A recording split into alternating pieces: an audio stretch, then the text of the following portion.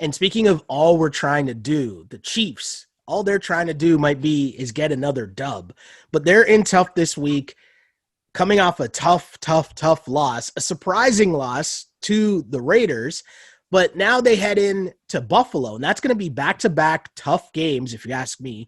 The Chiefs are in Buffalo, favored by 3.5 points.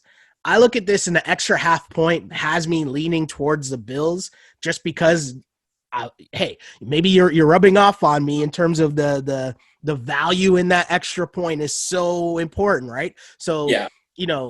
The Bills at home, the perception's going to be, Buffalo just lost. Buffalo's just in chaos. Look how bad they looked against the Titans. The Chiefs are going to bounce back. Like, it's just narratives colliding here. Whereas I'm pausing, I'm hitting the brakes. I'm saying the Chiefs are going to go up against Buffalo, which is a good defense. So then I'm going to take the points just because they have a chance of you're never going to stop Mahomes. That's not a thing that's going to happen. You're not going to stop them.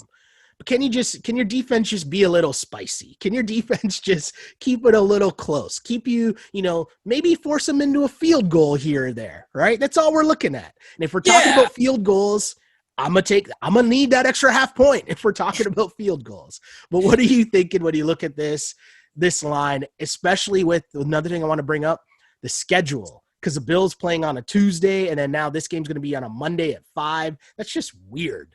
But what are your thoughts on this game? I know I just said a lot and rambled way too much, so take it wherever you want to go. No, but that's the thing, right? Get it all out into the universe so we can sort of break it all down. I think I agree with a lot of the points that you're making. The only sort of fundamental thing is, again, that mindset of the Bills and the Bills team. Do they have a good defense? I'm not sure anybody has a good defense. It's just that's it, right? With 2020, this era of football, right? So I was going to say, according to that Josh Norman meme of him being completely laid out.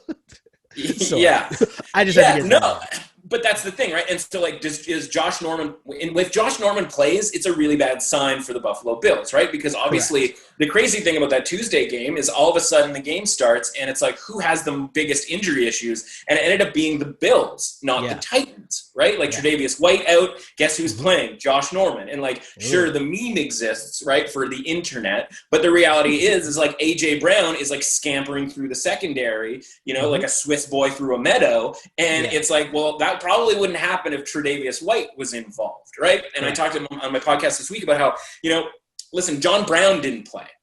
And, people were worried because Corey Davis and Adam Humphries weren't going to play for Tennessee. And then it's John Brown doesn't play. Andre Roberts comes in, doesn't catch that pass on the first drive, goes up into the air. Tennessee intercepts it. And now we're off and running for Tennessee. The line is so thin that can be the case. You don't know which injuries are going to cost the team on any given week.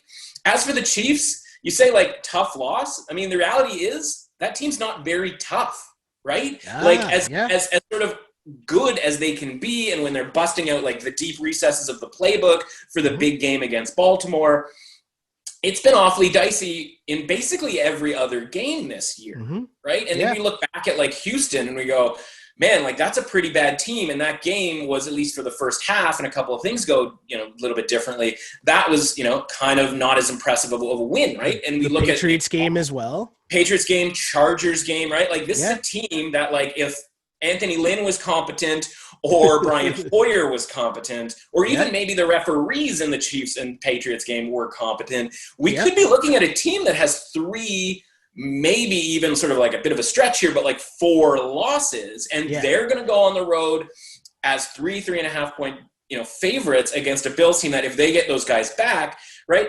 If Derek Carr can put up 40 on the Chiefs defense, I'd like to think that Josh Allen and a healthy Bills team that, again, I expect them to play at the top of their range this week. They were certainly at the bottom of their range against Tennessee, and that was at least somewhat predictable, right? We kind of talked about how, a couple of big wins in a row, kind of feeling themselves a little bit, right? You don't, teams, are they mature enough to handle prosperity, right? And the Browns were just barely mature enough to handle prosperity last week against the Colts, and the Bills weren't, right? They kind of assumed that this COVID-riddled Titans team was going to roll over, and a couple of bad bounces early, and all of a sudden the game gets out of hand. And so for me, I'm expecting really big things out of the Bills, and I don't think just a week off and sort of a whatever you want to call it, bounce back, I don't think that's necessarily in the cards for the Chiefs, right? They had one of their offensive linemen literally tear 2 ligaments in each knee, right? And so this is a team that was already had Patrick Mahomes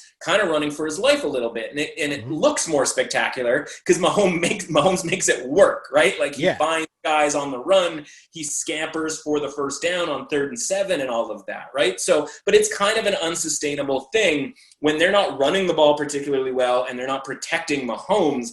And I'm not saying, like, God forbid he gets injured or something like that happens. Like, fortunately, he's mobile enough to kind of avoid that, knock on wood. It's just a really bad look for an offense that otherwise is, you know, obviously traditionally quite scary. But if they're going to have to put up 35 points to win games at this rate, I just don't really see it. And the Bills, are they capable of scoring 35? That offense is, and that's the reframing of the Bills going like, it isn't about defense with the Bills. It's about their offense, and they are fully functional and capable of taking advantage of a pretty weak Chiefs defense.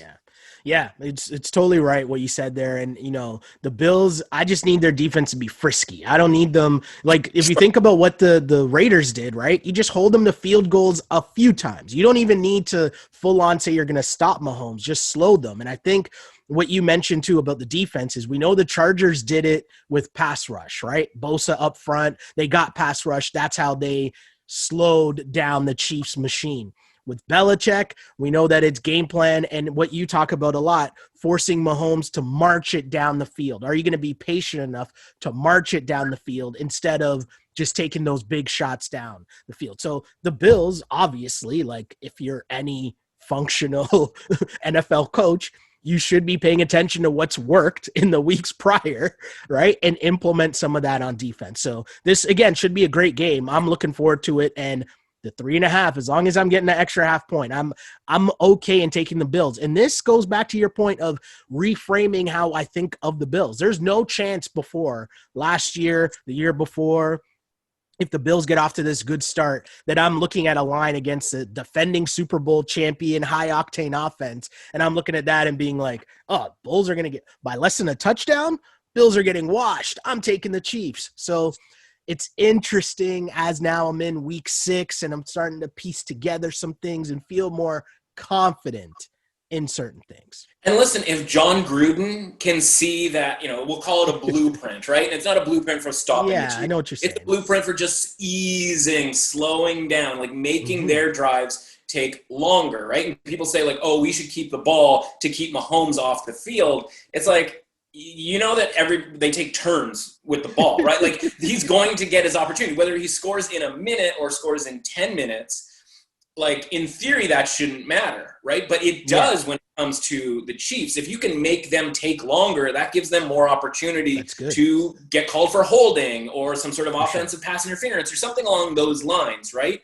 And if John Gruden, of all coaches, can, you know, and his defensive coordinators and whatnot can kind of come up with something like that was the biggest surprising thing, that they would force the Chiefs to be patient. And it's not just Mahomes, obviously, right? It's Andy Reid. He's a very impatient offensive coordinator too. And, you know, Mahomes is made in the image of Andy Reid. Like, obviously, talent-wise, Mahomes is on another level, but from a sort of offensive mindset, it's all Andy Reid. It's like if Andy Reid just like unzipped himself and like Patrick Mahomes just came out of Andy Reid's bodysuit, and it was just like, that's, you know, it's like Superman. Yo, that's a wild Halloween visual, man. Like, happy Halloween, everybody. Like that kind of thing. Like that's from a mindset, right? And so they're kind of one and the same. And it's like, if you can just sort of slow them down, not from like even a scoring standpoint, but like, let's limit possessions. Let's, you know, if you screw up once or twice, at least you're not getting 10 possessions. You're only getting like 8 possessions, and it gives yourself a chance to win the game. So